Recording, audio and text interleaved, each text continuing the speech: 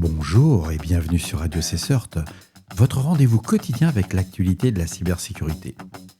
Nous sommes le mercredi 7 mai 2025, épisode 282, toujours en direct de l'Île-de-France et j'espère que vous allez bien. Je suis Marc-Frédéric Gomez et au programme de cette édition, la CISA ajoute une nouvelle vulnérabilité activement exploitée à son catalogue. C'est la CVE 2025-27363. C'est une faille qui affecte les bibliothèques de police FreeType. Vulnérabilité critique dans Kibana qui permet l'exploitation de codes arbitraires. Restriction massive d'Internet mobile en Russie avant la parade de la victoire. Démantèlement de 6 services de DDoS à la demande et arrestation des administrateurs par les autorités polonaises. Groupe de menaces ciblant le secteur financier identifié par Flashpoint. Bon, ils ont fait un peu de racolage. Flashpoint a identifié les principaux groupes de menaces ciblant le secteur financier entre avril 2024 et avril 2025, mais ça concerne uniquement leurs clients, donc c'est pas tout le secteur financier. Bien entendu, vous retrouverez toutes les sources utilisées en description de cet épisode sur le site de radiocessor.org. La CISA a ajouté une nouvelle vulnérabilité à son catalogue des failles activement exploitées aujourd'hui. Il s'agit de la CVE 2025-27363. C'est une vulnérabilité d'écriture hors limite dans FreeType, affectant les versions de la version 0.0.0 à 2.13.0. Les versions ultérieures ne sont pas concernées. Le bug se manifeste lors de l'analyse de structures de sous-glyphes dans des polices TrueType GX et variables. C'est une valeur short signée et affectée à un entier non signé de type unsigned long qui provoque un débordement d'entier lors d'un ajout de valeur statique. Cela entraîne bien entendu une allocation incorrecte d'un tampon mémoire sur le tas et jusqu'à 6 entiers de long signés peuvent alors être inscrits hors limite. C'est un comportement qui peut conduire à l'exécution de codes arbitraires et cette vulnérabilité pourrait avoir été exploitée dans la nature. Alors la source c'est Facebook et sur la CISA c'est réellement exploité. Elastic a publié une alerte de sécurité le 6 mai 2025 concernant une vulnérabilité critique dans Kibana. Identifiée sous la CVE 2025-25014, cette faille repose sur une technique de prototype de pollution. Alors c'est quoi un prototype de pollution ? C'est une méthode qui permet à un attaquant de manipuler des prototypes objets JavaScript avec pour effet possible l'injection de propriétés malveillantes capables de modifier la logique de l'application. Dans Kibana, cette vulnérabilité affecte les points de terminaison machine learning et reporting et permet l'exécution de codes arbitraires via des requêtes HTTP spécialement forgées. Il faut savoir qu'il y a un certain nombre de versions. Il y a la branche 8.3.0 à la 8.17.5 qui sont impactées, la 8.17.0 et la 9.0.0.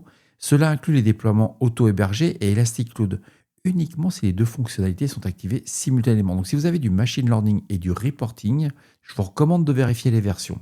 Dans Elastic Cloud, l'exécution reste contenue dans le conteneur Docker de Kibana.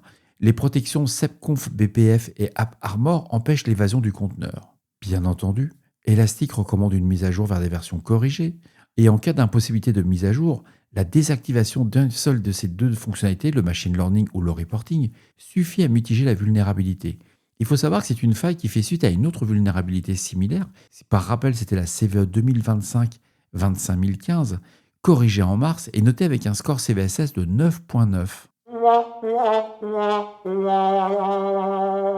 The Record nous informe que les autorités russes ont imposé des restrictions sur l'Internet mobile à Moscou et dans ses environs à l'approche de la parade du 9 mai, jour de la victoire contre l'Allemagne nazie. Selon le porte-parole du Kremlin, Dmitry Peskov, ces mesures pourraient rester en vigueur jusqu'au 10 mai en raison de la présence de 30 dirigeants étrangers, dont le président chinois Xi Jinping. Ces limitations sont officiellement motivées par des préoccupations de sécurité. Des risques de frappe de drones ukrainiens sont évoqués par les médias locaux et dans la région de Rostov, l'Internet mobile a déjà ralenti la nuit pour limiter ces menaces. Un raid ukrainien le 7 mai a entraîné des perturbations dans plus de 30 villes russes. Le Kremlin n'a pas commenté officiellement ces coupures, mais plusieurs entreprises comme Sberbank, Yandex Taxi ou Vekus-Ville signalent des interruptions de services, notamment pour les paiements, les livraisons ou la géolocalisation. Les autorités recommandent d'utiliser les réseaux Wi-Fi ou les transports publics. Il faut savoir que la Russie a déjà mené des essais de déconnexion partielle de son réseau, notamment en décembre dans des régions telles que le Daghestan ou la Tchétchénie, dans le cadre de son infrastructure de souveraineté Internet. Des restrictions temporaires de communication sont aussi régulièrement observées lors d'élections, manifestations d'événements sensibles. Blipping Computer nous apprend que les autorités polonaises ont arrêté 4 administrateurs de services DDoS as a Services dans le cadre d'une opération internationale menée avec l'Allemagne, les Pays-Bas et les États-Unis. 6 plateformes ont été démantelées. La première, CFX API, CFX Security, NeoStress, JetStress, QuickDown ou ZapCut, elle permettait à des clients d'initier des attaques DDoS en renseignant une adresse IP et en choisissant la durée de l'attaque pour un coût à partir de 10 euros. Ça coûte rien de faire un DDoS. Vous voulez faire un DDoS par rapport à un concurrent, etc. Il ne faut pas le faire, mais aujourd'hui, ces plateformes, pour quelques centaines d'euros, vous pouvez mettre dans le noir un site distant pendant des heures. Alors, il faut savoir que ces services sont aussi appelés stresseurs ou booters, sont souvent présentés comme des outils de test légitimes, mais principalement utilisés pour cibler des écoles, des services publics, des entreprises et des plateformes de jeux depuis 2022. Les forces néerlandaises ont partagé les données saisies avec leurs partenaires internationaux. Les États-Unis ont saisi 9 noms de domaine. La police allemande a identifié un suspect et partagé des renseignements. Et cette opération s'inscrit dans le cadre de l'initiative PowerUp lancée en 2018, ayant déjà conduit à la saisie de dizaines de sites booters, dont dstat.cc et Digital Stress, ainsi qu'à l'arrestation de plusieurs opérateurs. Les Pays-Bas ont également mis en place de faux sites booters pour dissuader les utilisateurs et rappeler que ces pratiques sont illégales et surveillées. On termine cette revue d'actualité sur une nouvelle de Flashpoint. Ils ont annoncé qu'entre avril 2024 et avril 2025, Flashpoint a recensé 406 victimes de ransomware dans le secteur financier, représentant 7% des cas déclarés sur la période. Le secteur reste ciblé pour sa richesse en données sensibles, la criticité de ses opérations et son interconnexion avec d'autres industries.